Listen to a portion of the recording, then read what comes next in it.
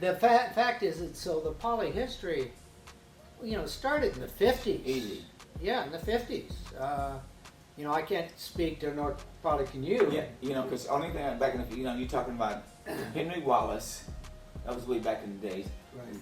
The Jack Kirkpatricks, those individuals. But the football team, they didn't have the football team. We started that era of just totally just wiping out everybody, because before then, they were just football. I think Worcester was more dominant than Poly was at that time. I think you could be right. Yeah, but after that, when we came there in 1955, 56, 57, oh man, it just took off. And Mulligan, after we got Mulligan and Levy, never looked back. Problem today, you've got all the organized programs, Catholic schools and all that, so it's hard to compete, particularly Poly, when your coaches are pretty much volunteer coaches. Exactly. Right. So welcome. I think the athletes are there, the organization, they try, but you can't. Good athletes can't beat good organization. Mater Dei, it's hard to beat. St. John Bosco, those guys are. It's hard to beat. Man, there's machine. I mean, and they get paid. They get real money, Yeah. You take that kind of a pay or organization and put it at Poly, nobody would ever beat us. Never. To this day, today, they'd never beat us. The expectations are great, so you want to live up to those expectations. You want to go to 4 championship games in a row, or whatever is possible, and it can be a bit of a burden if you let it, and if you're competitive inside, like we both are, you do, it eats you a little bit. I remember telling something else too, and because somebody else told me this. They said, just remember this for yourself when you go home on Friday night, and that is, you're never as good as everybody says you are when you win. That's true. And conversely, you're never as bad as everybody says you are when you lose. And if you can keep that in your head, that you do a great job, work as hard as you can, then you'll be able to get through it. But you're right, it does wear out.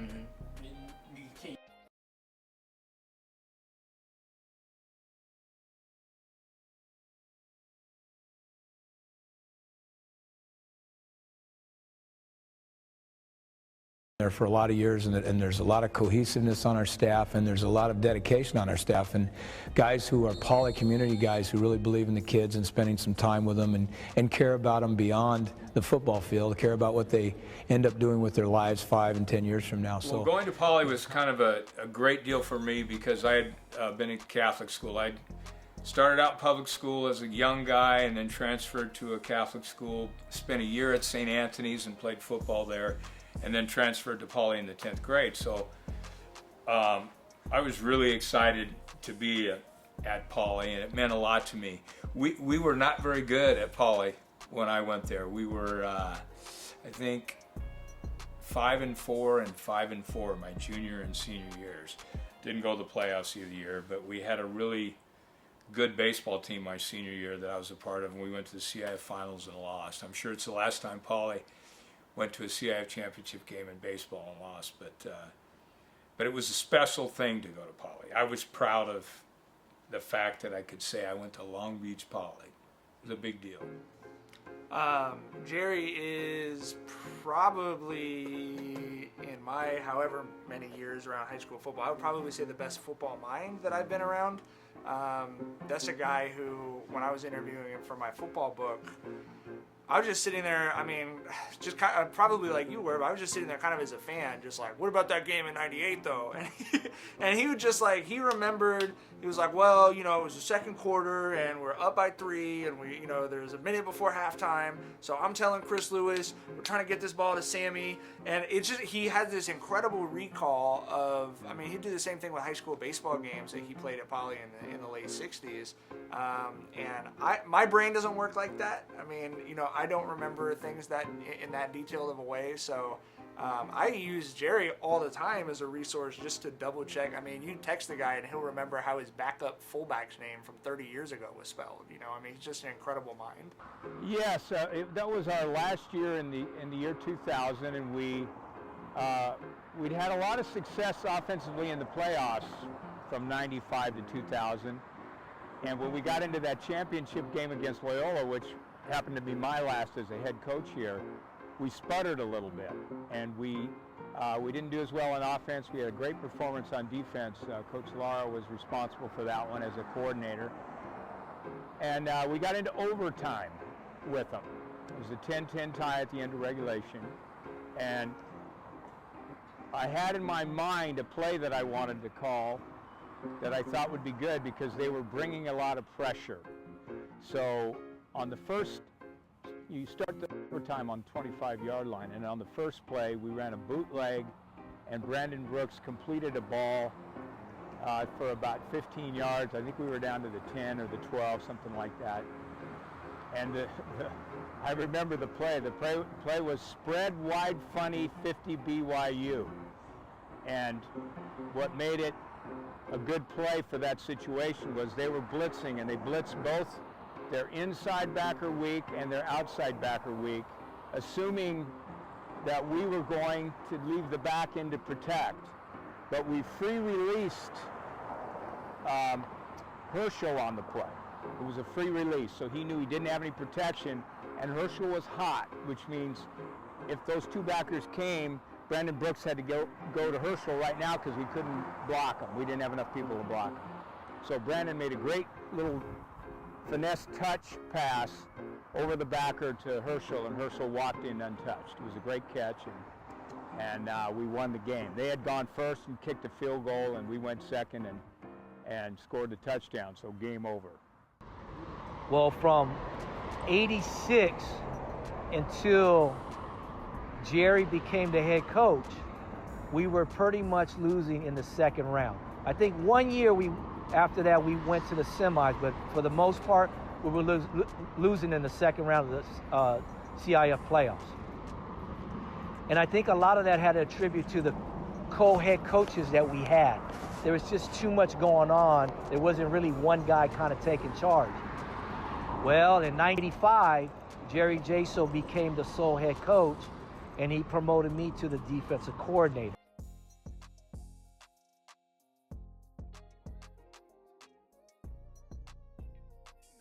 See, I don't know if he would ever call Rollinson, because him and Rollinson has something going on. See, Rollinson's from SC and he's from UCLA.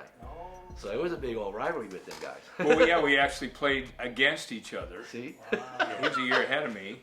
I think he's a year ahead of me. He was a receiver, and I was a DB. So we were on the field together. We didn't run into each other very much, if at all.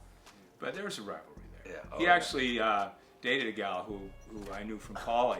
Oh, okay. Yeah, for a while. So it was a small world. Don't like that, but yeah, that watching those games is the reason why I'm sitting here right now. Because watching those games made me want to be around Long Beach Poly football. And then when I got to Long Beach State, that's basically my one motivation was I need to be part of that program somehow. Damn, that's cool. That's a great soundbite, Jake. Yeah, I mean, I think it was like the Poly Mater Dei football trilogy. I really think for all of the cheeseball high school sports movies and shows that have kind of been made, that to me is really like, there should be that should be known nationally, because that was like everything you want from high school sports. Rich private school, inner city public school. I mean, very, very white football team on the private side and a very racially diverse school on the public side. You had all of these bigger sort of social issues and so much pride in both schools. I mean, these were really at the time still kind of neighborhood community schools. Mater Dei pulls kids from everywhere now. Poly obviously gets kids from all over Long Beach, but it just felt like it was the most important thing happening in Southern California. I mean, you know, the principals at Poly at the time talked about how important that was to getting the music programs and the academic programs at Poly going, because the school was on the front page of the LA Times 3 days in a row for 3 years, right? I mean, you're talking about an inner city school, public school in Long Beach. That's not, you can't buy that, you know. But there was so much excitement and hype around that yeah, I mean, I think in a lot of ways the program is still kind of living off of the juice they got from that trilogy. The Mater Dei trilogy. Well, let's see. We played him in 97, 98, and 99. And it was kind of murderer's row for us back then, because it seemed like a couple of those years we went through 3 Catholic schools to get to Mater Dei, or 2 to get to Mater Dei. And they were the standard bearer. We told the players, these are the guys that you got to beat, and if you beat them, you'll be the best. So we have to aim for that pinnacle, because that's how we're going to get there. So we played him in 96, and we were really young in 96. I believe we started about 8 or 9 sophomores on the field. And we played them in a semifinal game at the Santa Ana Bowl, and we really got our lunch handed to us. They were very good, and I think they were the #1 team in the country. And we didn't play well on either side of the ball, and we got whacked pretty good, but we told our kids, hey, the reason it's great to play in these games is because until you play these guys, you don't know how to beat them. That was a hard game. Most of our team was sophomores. We did have Kenyon Rambo, who went on to go to NFL, had a great career. Marcus Anderson had a great career as well, was on that team. But other than that, it was pretty much them. The rest of us were sophomores. We didn't know, we didn't even know what we was getting ourselves into. And I think we were fearless. We did put up a fight, but they were too strong for us. You know, the power of the public school versus the power of the private school, knowing they were loaded offensively and defensively, and they were a private school, and us, you know what I'm saying, having all of the top talent that we had, you know, everybody said, you know, that we didn't have a chance because we were, you know, undisciplined, didn't have the fundamentals, that type of stuff. We were just, you know, better athletes, and they were more, you know, they had more structure. And unfortunately, you know, they just kind of outsmarted us the first game. We put ourselves in, you know, in a bind. So 1 year later, we played them in 97, and we were able to beat them in 97. They were the #1 team in the country, and we supplanted them, not as a national champion, but as the #1 team in the state of California. And that was a big deal for us because we hadn't won a championship since 1980, okay, or 85, excuse me, 85. Yeah. Good, or the most important part of that event was the 96 semifinal championship, or semi game. And like he said, there was a lot of young players. Mater Dei really got in our butts. They really beat the heck out of us. And I remember how disappointed the kids and the coaching staff was. And we kind of decided everything that we did from there on was nothing but Mater Dei. So I can tell you, I think Mater Dei was our sole focus. And going into that year, we were ready. We weren't gonna let nothing stop us. When we were in the weight room, Mater Dei. When we worked practice, Mater Dei. I still remember this part, which kind of threw me off. I don't know if you remember, but the championship game week of preparation. So I'm like, where are all the scout guys? You know, what the heck is going on? And you know, Jerry's on the other side dealing with the offense. I'm dealing with the defense. And my DB coach, or our DB coach was Tim Richmond at the time. Like, where the hell is Tim? You know, what's going on? And next thing we hear is just a whole bunch of loud noise, screaming, and this and that. Well, what happened was Jerry and Tim Richmond arranged something with Lakewood to use practice jerseys that looked like Mater Dei. At the time, Tim Richmond comes to practice, sneaks all the scout guys and takes them to the locker room, dresses them all up, puts the 3 white lines on them, and they start coming out and they're marching on our field. And that totally just lit up the whole practice. I don't know if you remember that. I do. We were on the baseball field. Intense to the right up to the boiling point. Yes. Yeah. I think that was a pretty cool story. That was a pretty cool story. For sure. And you know, Tim coaching Mater Dei. Yeah. That was like Tim went and coached Mater Dei, and then he was at Bosco and turned around and then beat Mater Dei. Yep. Yeah. Much fought every day that week. I don't know if a lot of people remember that or say the tension was that high on our team. Yeah, they came out the Monarch stuff. I think we got hyped up over that, but quite honestly, I think our team, I think we was ready. We was ready for action. Yeah, no, I remember people putting tape on their helmets to do the Mater Dei stripes and wearing the red jerseys and just just get us comfortable again. I mean, because sophomore year, we came in a little bit full of ourselves a little bit and got our butts kicked. So I think that week leading up into it, it really helped us just kind of visualize kind of what we're going to see in the Coliseum, and it worked. We came out a lot calmer, smoother, played our game. I think got over that hump that we needed to get over. Was lit it up. We just had too much for him. The next year, our senior year, we definitely had too much for him, but that was the problem. We knew it. And to me, I felt like, honestly, because as a player and as a coach, that really kind of turned everything around and kind of let us know, like, the hell with this, just another football team. Let's deal with these guys. And so in 1997, which I think is probably one of the biggest wins that Poly's ever had, we play at the Coliseum. I mean, what a venue. We're at the Coliseum. We're playing the #1 team in the country, and we upset them. And then to top it off, we had kids pop their balloons. Yeah, I got in a little trouble over that. I was fine with it. Those were some good battles. Again, the competition alone brought out the best in everybody. So it was something that we'll carry with us for the rest of our lives, for those who, played in those games. So, yeah. Overall, I think it was a good rivalry. And, you can see the competitive juices flowing every time we step on the field and played them in whatever capacity it was. Yeah, that's a cool story. And so, that's never gonna leave me. I'm telling you, because I think that was literally the turning point of our success. And I tell this to a lot of people, from his start as a head coach, 1995, to maybe towards my end of my coach, so 2012.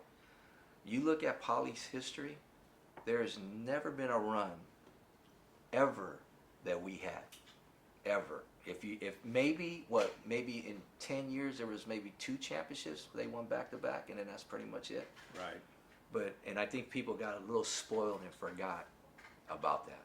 And but anyway, I mean, I like bragging about that a little bit. Yeah, that was pretty cool. Man, where Darnell at, man? Yes, like the screen. I'm right here, man. What's going on with you? Darnell, what's up, my brother? How you been, man? Man, I can't complain, man. I'm doing Where you wonderful. living at nowadays, brother?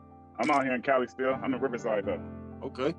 Yeah. How's life, man? How's life, man? Life is wonderful, my brother. Life is wonderful, man. I wouldn't complain Good, man. about it if I could. But life is Good for you, wonderful, man. man. Everything is good. All the time, bro. But that 2000 year was something special. Like Herschel said, we took that energy from that 99 season where we tied with Mater Dei, and we just came back full force and ready to make a statement for that upcoming year, and we was able to do that. A lot of the individuals had some games under their belts now, and we pretty much were allowing ourselves to get accustomed to winning, but at the same time knowing that we got to go out there each week and prepare for that victory, because we were the top dog. 2000 was the first year, of me really playing football, correct? Coach Jerry Jaso and Coach Laura, and then also the line coach Tim Monicare, they were really patient, and they saw a lot of potential in me that at first I didn't really see in myself. So my biggest takeaway from that 2000 season was a really large learning curve that I was really blessed to have coaches that really took every step with me. Yeah, man. So obviously I was playing quarterback my freshman year, and at the time Chris Lewis was playing quarterback, and I was more of an athlete. Yeah, I could toss the rock around, but I was more of an athlete. So when we got in the red zone, I would go to receiver, then come back to quarterback. I was doing all type of stuff, just utilizing my size to the best of my ability. And then once I got moved up to varsity, Jason pulled me aside and he was like, "Hey man, you ever thought about playing tight end?" And I was like, "Nah, man, I'm not blocking nobody. Like, what are you talking about?" You know what I mean? And then Jason was like, And now he's in the NFL. "Just trust me." He was like, "Just trust me." He was like, You got soft hands. You got the size. Just trust me, it'll change your life. And I think my first game playing tight end, it was against Banning. I had like 8 catches, 100 yards, a touchdown. I was like, oh, I'm never looking back after this. and so really, that's how it started, man. It's crazy. Jerry Jaso, man, he was a great coach. He was a real player's coach. You know, he always, I mean, he believed in me. He believed in me tremendously. He gave the guys, you know, it didn't matter whether you were a sophomore or senior, he gave everybody a fair shot. You know, he gave everybody a fair opportunity to go out there and prove yourself. You know, if you came to practice and you were doing your thing every day at practice, then you know you were most likely going to be able to play in the game, and that's what he paid attention to. That's what he focused on, was the guys that came every day prepared, the guys that he knew he had a team of superstars, but he didn't like anybody that tried to act like superstars. You know, he wanted the superstars, or the guys that was getting most of the attention, to be the leaders, and be leaders by not by just talking, but by how they went about practice and how they worked. And, you know, we're in this office here, which is Rick Bryson's office. Okay, I used to read about Rick Bryson when I grew up in Wrigley. He was a Wrigley guy, and he was in the Press Telegram a lot.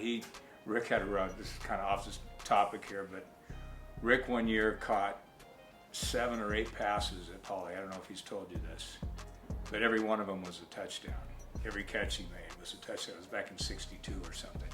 But there was a tradition. You know, like D already let the cat out of the bag. You know, why in the hell would you ever throw the football when you can run 14 yards a carry? And that was pretty much the fact. And yet we had a couple of quarterbacks that could throw the ball, and I could run. They claimed they would let me run the football, but they never did, because they just said, you know, all you got to do is run over there, and the ball's going to show up, and it happened. It was just kind of ironic. People have said, well, were there any short passes? Well, yeah, there were like look-ins, but then I'd run 80 yards. Like D, once I got my hands on the ball, the one thing I could do was run. And, you know, and I didn't like getting hit either. In fact, I'd show up at the end of the game, everybody's uniform would be all muddy, and couldn't see their number. Mine's got this bright 26. Right? No, man. Yes, I was like him. I was probably, we're about the same size, and we played the same way.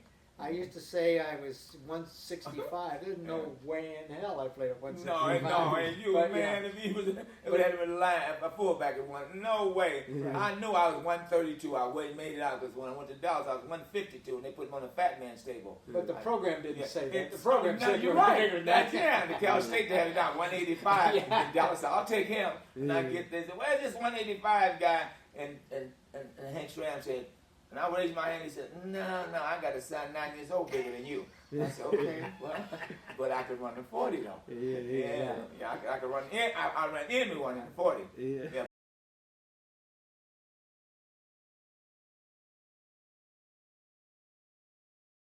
Like, okay, I think I'm starting to hit my end. You know, for me, it was another opportunity. I had coached at Poly for 21 years. I was an assistant coach for 5, a co-head coach for 10, and then a head coach by myself for 6. So I'd had a pretty long tenure there, and I loved it. I didn't want to do anything else, but I had that opportunity to go to Long Beach City, and it was a good financial opportunity, so I figured I need to take it. And sometimes, and I think Raul can relate to this, you win a lot, and he referred to it earlier about how people can get a little spoiled with it, but you win a lot, and you keep winning every year and year after year, and people expect you to be able to do it every year. And in reality, there are other good coaches out there and other good programs. And it's also hard to keep your athletes to maintain that level. You know, that might be the toughest part. I think the easiest one to win is your first one. You know, but then to stay there after you win the first one, to stay on that peak or that precipice, that's tough. Towards the end of Jerry Jaso's career, you can tell they was kind of wearing and tearing on him of the pressures at Poly. You know, because obviously It's not the pressures from the outside, it's the pressures within us. We're homegrown Poly people. We understand the tradition. You want to uphold the tradition, so how do you do it? You win, and you win championships. And I remember towards the end, Jerry kept on trying to mold me to become the next head coach. There was really nobody else to really fill in, and if they probably, if I didn't take it, they probably would have went outside, and then we really didn't want an outside person coming in and kind of messing what we had going. What the Poly does really, really well, it does what I will call succession planning.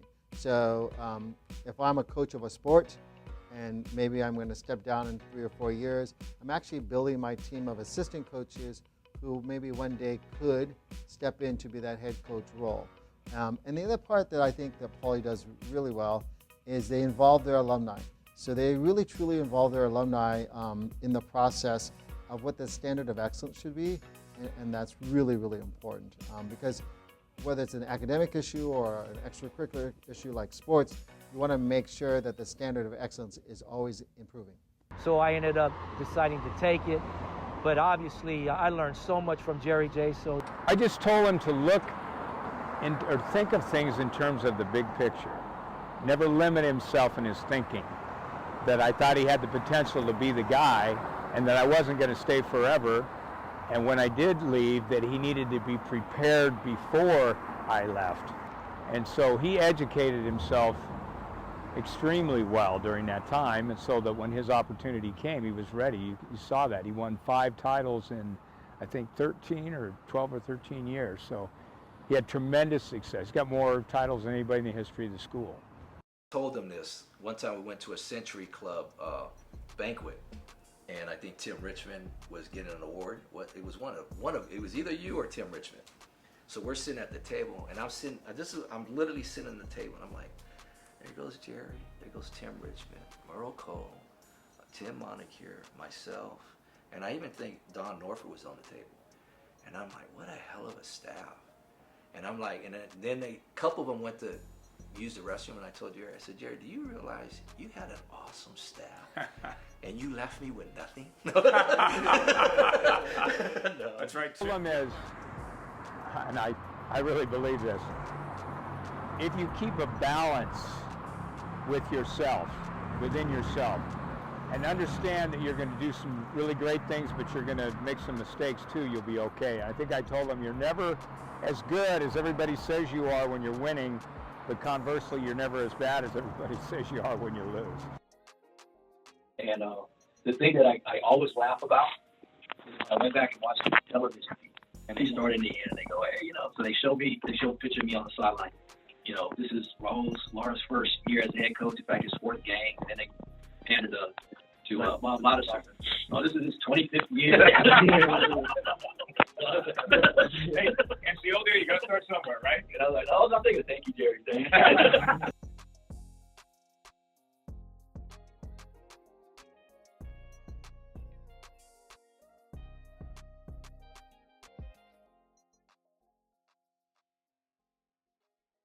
Contracts with people, and they're usually home and home contracts. So we're going to play you at your place one year and our place the next. And that's how that's done. So we wanted to do something different and special. We had gone to Vegas, which was not the greatest idea I've ever had, but we wanted to take another road trip, and we wanted to play them because they were great, and we were great. So how far in advance are you scheduling the games, the matchups? Well, 2 years, it'd be a 2-year deal for that. So you actually just 1 year, really. It was Fox involved in that too. That was a big. Yeah, Fox got in after we started talking about it. Mel was a really smart guy about how to promote things, and so he took it to Fox after we scheduled it, and it became a big deal. I truly remember, a lot of people don't understand this, but the night before they shut down, I think it was Atlantic, and I can't remember the restaurant that we had the dinner with De La Salle, and how they shut the streets down and everything, had a kind of little parade, and this was the night before the game. And I'm like, wow, I've never experienced anything like that, but the game was definitely hyped up. And then obviously when walking out to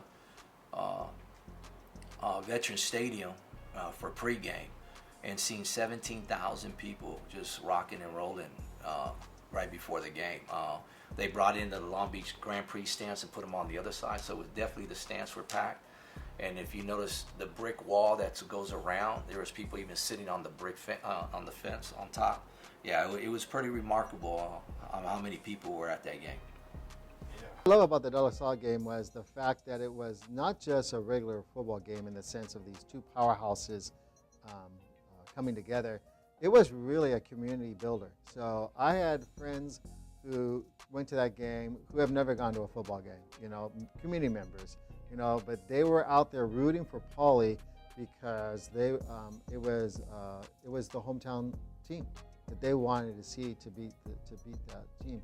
And the other beauty of that was it really reminded you of the sense of what Long Beach is about. It's about this small town feeling. So when you saw, you know, 10,000 plus people who were having these tailgate parties in the parking lot at Vet Stadium, out there with families looking at this game, and there was this whole hype up to there, and with great respect that our team, Poly, was playing this, you know, powerhouse that was a nationally ranked team. It was very, very exciting, and not just good for the school, but great for the city. If anything in my career, everybody's all upset that I had probably one of the best teams in Poly history in that first year. But in that first year, we were playing probably the best program in anywhere in the country, and that was De La Salle. And De La Salle back then, oh my goodness, I'll never forget when I saw the film of them and how they would come off the line of scrimmage and how they would execute. Right after that, I got on the phone and called Jerry Jaso, and I said, thank you for giving me this team for the first year. I'm like, geez, have you seen the film on these guys? And so obviously we were very impressed. Before that game, we played a team, Westchester. We went up there and played them, and we beat them handily, but we played very sloppy. And I'll never forget that Saturday watching the film, and pretty much I was angry because the way we were playing. And so I remember stopping the film, turning on the lights, explaining to the kids, this is what you guys are going to face in the future. And then I turn off the lights and put a De La Salle film on there.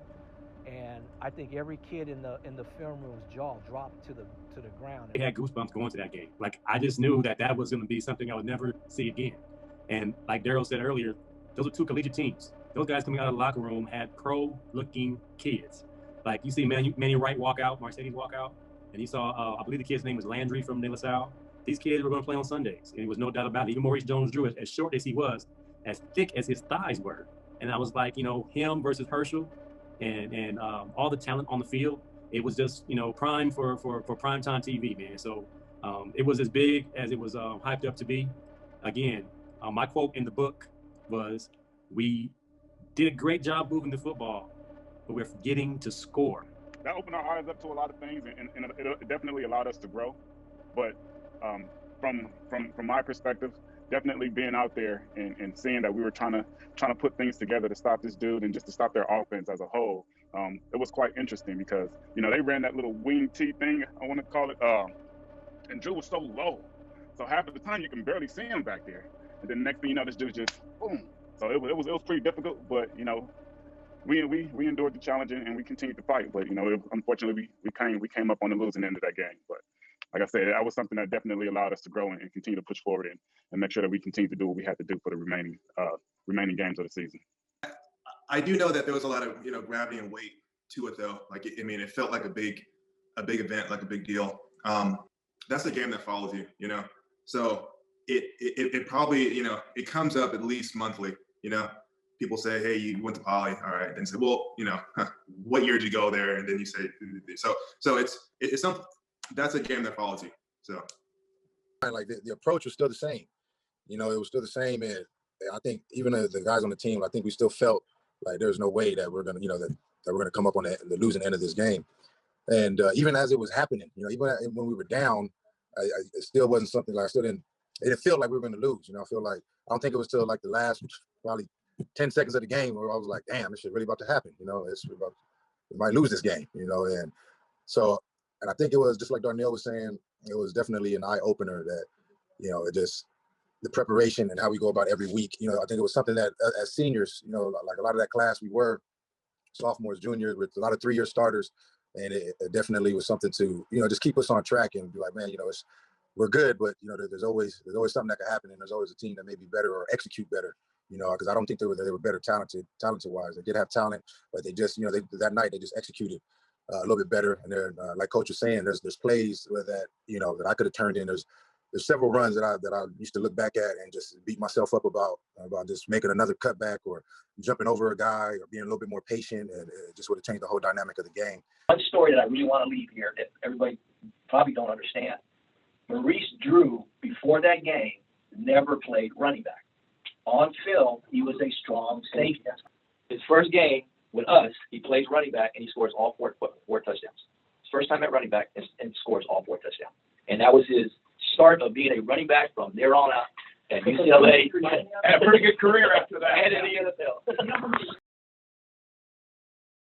I mean, I think, you know, he had probably the hardest job.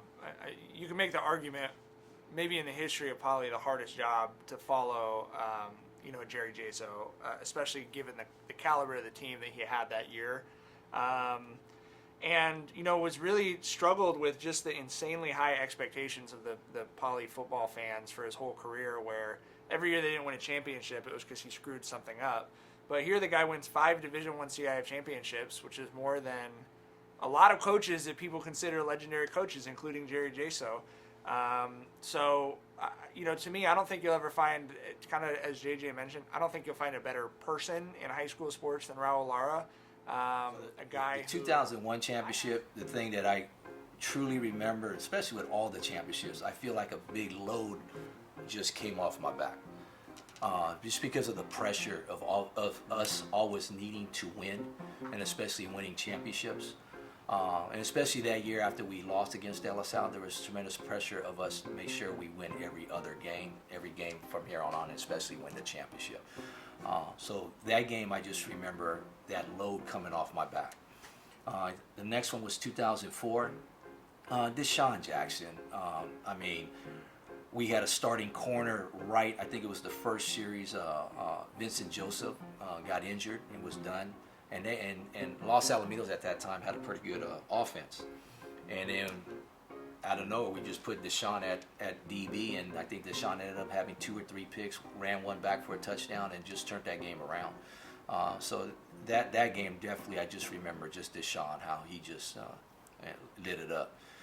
Then the next years, I believe it's 2007 and 2008, we won back-to-back.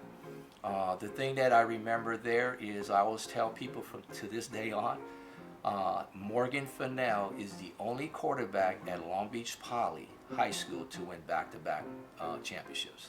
So I kind of brag about that a little bit, and he kind of appreciates that when I say that. But I remember really them two teams, how tight-knit the group was. I mean, these guys literally were always hanging out together, and just enjoying them times, man. And to this day, they're still always together, and it's just a tight-knit group. When Poly won, it was like harmony in Long Beach. When Poly came close to losing or lost, I'm sure you might have received that threat. I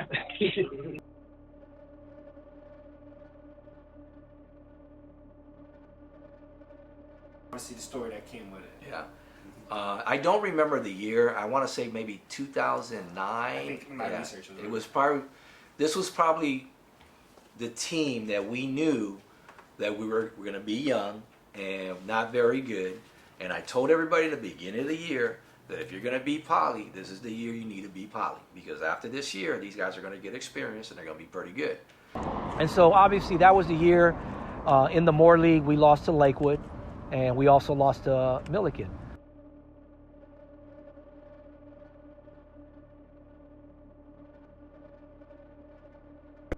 Desperation, he goes into the Lakewood sidelines. Not to be. Soak it up, Lakewood fans. Soak it all up.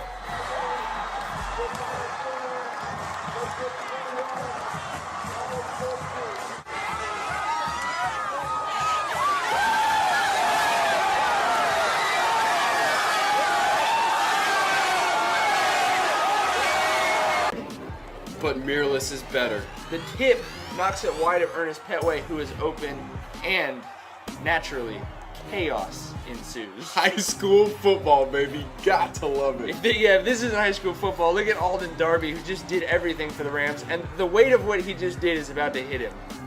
And kind of knock him down a little bit, too. Darius Handy coming to give him some love. Coaches, happy to be a part of a wild one like that. The Rams knocked off Poly the first time. Diego's speechless, and that does not happen very often. You're right, it doesn't. But everyone was kind of speechless. It was just an unbelievable game. Milliken all of a sudden 3-1 and telling the world about it. They're gonna get ready to play Mission Viejo, and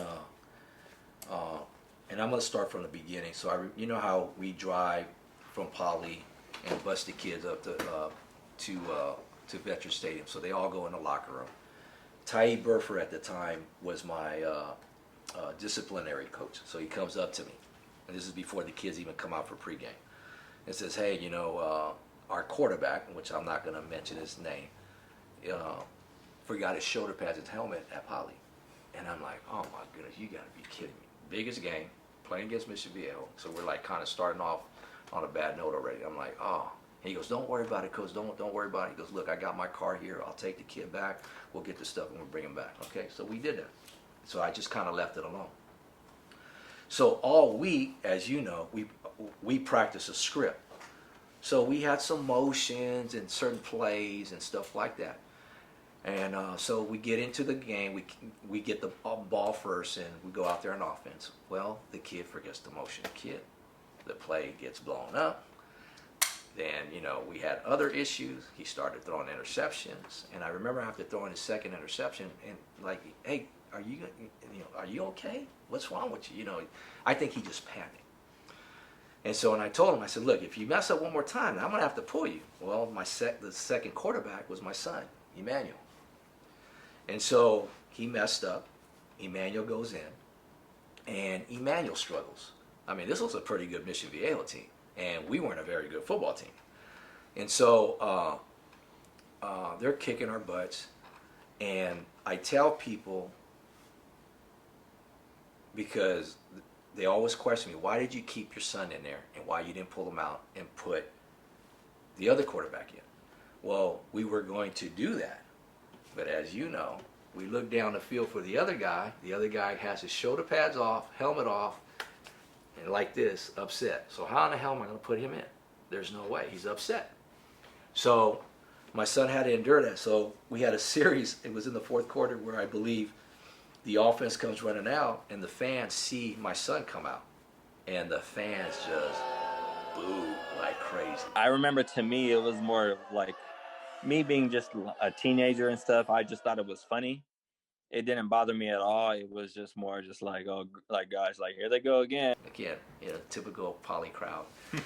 And so in the Fourth and Forever film, I'm like, wow, they're booing us now. You know, kind of like, that's what I said.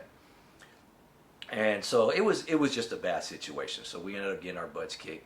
But what disturbed me, and I don't know if this has ever happened to you, when we pulled the team together, and then you tell the team, okay, let's hurry up and get on the buses, and you're walking around trying to gather all these guys to get on the bus. Well, I noticed a police officer was following me. And I'm like, what the hell's going on here? So I turned to Rob Schock, which was the athletic director, and I said, Rob, what's going on? Why are the police following me? He goes, Coach, I'm just going to let you know your life was threatened. Officers following you.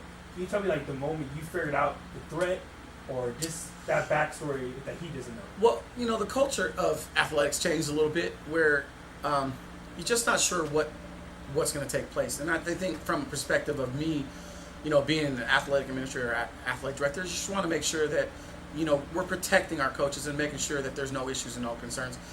Again, it's not the fact that we felt that something was going to take place. It's just we want to make sure that everyone's comfortable. I mean, you know, our role is to make sure that we provide, as an administrator, as an athletic director, to make sure there's a safe environment for everyone. And sometimes, you know, there are folks who get a little mouthy or a little wordy, and we've got to take that in concern. You know, obviously our families are in the stands, and we want to make sure that they're taken care of, and they don't have to take that harassment or abuse from folks who may not feel, you know, comfortable or the same about the situation at hand. And I'm like, what? And so I blew up. And you know, me coming from the west side at that time, it's like, and so I'm like, By the way, I spent my first 5 years of my life over there. Over there? Okay, Yeah. well, you know. And so obviously I got upset, told them to get the police officers out of here if they want to do something, you know, whatever. I just got all upset. And what really got me the worst was this. And this is when I felt like, okay, you know what, maybe it's time for me to start start moving on. After we have our prayer, which we always got together and we prayed and then had the kids scatter, my wife, we always see each other and we give each other a kiss. Well, at that time, she was crying. I said, why are you crying? And she goes, why you didn't take Emmanuel out? And I'm like, oh my. So I got upset for her even asking that question to me. And I started realizing, oh, you know what? She was in the stands. And then so I remember after the game, though, we had definitely gotten our butts kicked, and I didn't play good that game either. And then we normally have our huddle at the end with the whole team, so I remember us going there. And then I remember my mom coming down from the sideline, and she was just like in tears and crying and all that. And then because a lot of people were like talking mess about me and stuff, and my dad. And then that's when it hit me, and that's when I felt like really bad and stuff, because if anybody knows my mom is like one of the nicest people in the entire world. So she was hearing. She was hearing all the stuff. And so that kind of told me right there, like, you know what, maybe it is time for me to move on, let somebody else kind of do this. And so that's when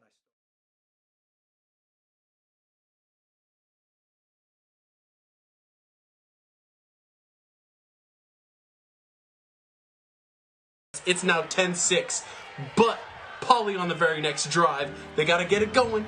They got to get it to Juju. They do that, and Laura says, man, let's go. Rabbits with the momentum. Put your fours up. It's the fourth quarter, 3rd and 14. Tiedemann to Juju. You got to look at this again. It's the tippy toe. The world finding out what we have always known. Juju Smith is a special player. Offense or defense, wouldn't you know it, Juju Smith with the deflection interception. He's going to keep running. You probably can't really see him. You don't really need to because you're going to remember him. Phenomenal play. He's a PT player, baby. He absolutely took over this game. Incredible. Tiedemann gonna take the knee. The improbable is never impossible. Winner, winner, going back to the ship dinner for the first time in 2008. Your Poly Jackrabbits. I mean, in all honesty, I don't even think half of the team or the coaches can say they saw this coming. This has just been an incredible comeback story from a school that usually forces other people to make comeback stories, and a special junior who had a special night in the semifinals. DJ Amos for the 562. He caught that moment. I feel like it's a real powerful moment. So can you just talk about that moment and kind of maybe what you said? You know, in my mind, just thinking back to that time, that was a great game. The Fog Bowl, us being in our green uniforms at first and then coming out in our grays really got the kids amped up and excited and, ready for it. And I think it was, it was an awesome day. And I think just at that time when, at the end of the game, to see Juju exhausted and take that knee, and I think just walking up and telling him, like, hell of a game, kid, it's you step up, primetime players make primetime plays. And understanding that, he played on both sides of the ball. He played, receiver, and he played, safety for us, and he made big plays on both sides. And he was a key individual to help us, through that year. I mean, we didn't start off very well. And we decided, to change our offense and go right at folks. And, he was a big key when we went to our passing game. He was a key part of it. And I think, one of the things that in my mind I'm thinking of saying big-time players make big-time plays. You remember Mr. Shock giving you a hug after you score? You talking me? Oh yeah, I remember. Yeah. He almost squeezed my damn neck off. That's what he did. Yeah. He hugged me tight. Hey, he told me. I remember hugging me, man. He told me he loved me, and he was telling me it was a great season. He loved me, and yeah, it was. Yeah, I remember that. I remember Rob, man. Yeah, he grabbed my neck really hard, man. That's what I remember. I think Rob was my first hug in '96 as well in the Coliseum. Yeah, that's right. But part of that too, Hirsch, you dealt with an injury and all that. What we went through to get you prepared for those games. Right. We spent a lot of time together after getting to the doctor, doing a lot of stuff. The whole playoff. Right. Go ahead and take a rest, kid. You absolutely deserved it. Incredible game. Tip of the cap to both teams. But Raul Lara knows what's next. I think we're celebrating too much because we're not done. We're not done. One more game. One more game. Let's go.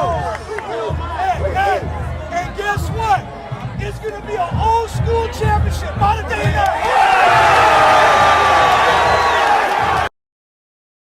Man, that year was so crazy. We started off 1-3. We started off 1-3. I remember that. I remember, nigga, I think it was what, a Wilson or a Milliken game. It was we play. I remember every game we played. Who we played first game? We played Carson first game. We played Sarah second game, lost in a close game. Then we got blew out by Norbond, 55-0. Poly had never lost to Norbond, nowhere near close to that. Like, that was the worst blowout. Then we come back. Then we come back and lose to Bakersfield. So we start 1-3. So nobody's at the beginning of the season. Nobody's at our game. Like game 5, 6, nobody's at the games. Like literally, like only family. So we just playing with an empty stadium and like, man, putting on a path. And we all sat down like, look, we can change the trajectory of our season on how we attack this Moore League and go into playoffs. And then, like with the grace of God, we ran the tables. We made some adjustments, putting Juju back at safety, moving David Price to corner, just doing some adjustments. And after that, we hit the ball rolling. Nobody can stop us. We ran the tables. And we took our licks to start the season. I think it was a testament to, Coach Lara and the way he handled the team and how he brought us together, because once league start, it was like full steam ahead that none of these guys are going to beat us. And the only people who are going to beat us is ourselves ultimately. So we got through league, and then it was just, we were rolling from there in playoffs. It felt like we were clicking on all cylinders, and it was, I think it was just trying to find like what worked for us the whole season. And by the time we hit playoffs, we kind of figured that out. The last year, 2012, you know how they'll pick a home team and then you got to wear your white jerseys if you're the white team and this and that. Well, at the end of the Bosco game, when we bring it up, I found out that we were playing Mater Dei, and so obviously I kind of hyped it up. Hey guys, we're bringing back this rivalry. We're gonna get ready to play Mater Dei in the championship, so the kids get all excited. So during the week, I was kind of thinking, and I'm you know what? This is UCLA SC. They always do this every year. So let me call Rollins. So I called Rollins. Hey, Rollins said, do you mind if we wear our greens? You guys wear your reds, we wear our greens. And I don't think too many people picked up on that, but Rollinson was cool with it and this and that, and then we ended up wearing our greens and they wore their darks, and I'm like, let's make this a UCLA SC thing, every time we play. Yeah, those are the only two teams in college football that do that. The game that sticks out for me in terms of games that I've actually covered for Long Beach Poly would have to have been the Long Beach Poly and Mater Dei championship game at Angel Stadium. And this was kind of like a return to greatness of sorts for Long Beach Poly. If I remember correctly, they started that season like 0-3, 0-4. Juju Smith-Schuster was a part of that team. But growing up and during my high school years, getting to read about, that Long Beach Poly and Mater Dei rivalry and, how they met, 3 straight times in the championship game, and just kind of absorbing all that stuff, and to actually have an opportunity to be there and to cover a championship game featuring those two teams, man, that was incredible. Mater Dei came out and they're all red.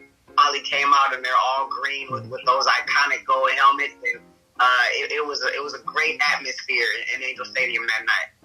It was one of the best feelings in the world. I'll tell you, that's probably one of my favorite games I played in, just because, if you go back to you look at the history between Mater Dei and Long Beach Poly, the rivalry goes a long way. So for me, it was more so about the history and the passion for that game, and coming out of that game, we were underdogs too, going into playing against a Pac-5 team like that. So full circle back around, man, everyone was eating, Manu, Gerard Wicks, Thomas Sutter, it was just so many guys eating, and me too. So I think that right there sealed off, my year of being at Long Beach Poly and going to the state championship. So had an amazing time. It was it was earned. It wasn't given. Us being the underdog the whole time. The start of us being 1-3, and to turn the season around, and for us to win a CIF championship, that's what I remember about that year. And then obviously Juju helping us win that championship. But again, that year is where everybody doubted us in the beginning of the year, and then we just turned it around and just proved everybody wrong that we're still the team to beat. And that Monday, I went in the office and told all the guys that I was stepping down, and everybody was shocked. Stepping down? What are you talking about? What's going on? Because you just won a CIF. Yeah. I won a CIF, but I lost the state championship. And so they were all shocked, kind of threw them off. And so they kind of convinced me to stay one more year, which is supposed to be the 2013 year. And I told them, look, I don't want nobody knowing this. I don't want to make this a thing, let's just, do one more year. And the reason I came back, that was Juju, I don't know if you remember Jason Fowl and all. It was a good group of kids. And I'm not talking about football-wise. It was just a good group of kids. And I said, I'll do one more year. But that's what ended up happening. Obviously, my next year, we lost in the semifinals against Mater Dei. And Mater Dei really got us that year. I'm pretty sure they were looking forward to beating us because we just beat them the previous year. So after we lost that Monday, I stepped down. And then I just decided it was time for me to step down. Not knowing that I was going to coach somewhere else or anything like that. I just, I just want to take a break. And just, here we go. And I never even took a break until this past year. What was your thoughts on that story? As Raul said earlier, he knew that it was time, and if you're ready to go. I know when I retired at City, I was completely ready to go. And when I stopped being a head coach at City, I was ready to stop doing that. I just didn't have the energy for it, because you have to bring the energy and the emotion to that football field. And if there's any gap in that, the kids sense it, and you're not going to be successful. So, the funny thing is when Jerry left, he went to a college. So the level much higher, and to me, I'm pretty sure the pressure was much higher. When I left Poly, I went to another high school that had no tradition. In fact, when I took over their program, they were on a 32-game losing streak. And so we kind of turned that program around. But one thing that I remember inviting Rob Schock to our games. And I said, look, I'm going to tell you something, and I don't think you experienced this. But man, coming from Poly to coach at this school, this is easy. It's no pressure. It's just, whether you want to win, let's win, and stuff like that. I mean, it's just totally different. So it kind of opened my eyes up a little bit. But I'm going to tell you right now, I do miss the big time football.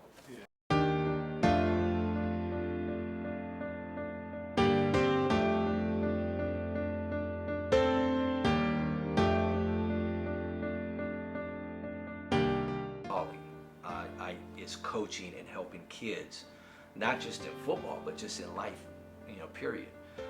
The one thing, I don't know if you got this, but I know when I stepped down from Poly, I was overwhelmed how many ex-players got back to me and how they appreciate that we helped them get through, and if it wasn't for us, we wouldn't be where we're at and stuff like that.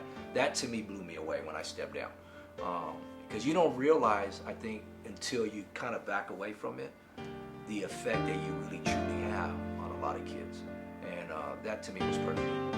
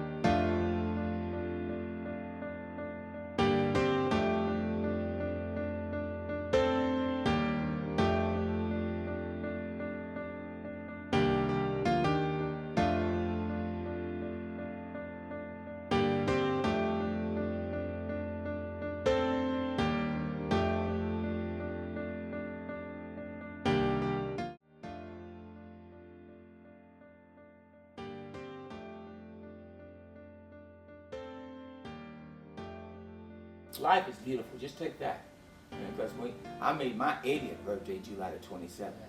And so it's just like, man, I feel great. I really do. So Rink and I, we're some blessed individuals because most of our little friends, they're gone. They're gone, but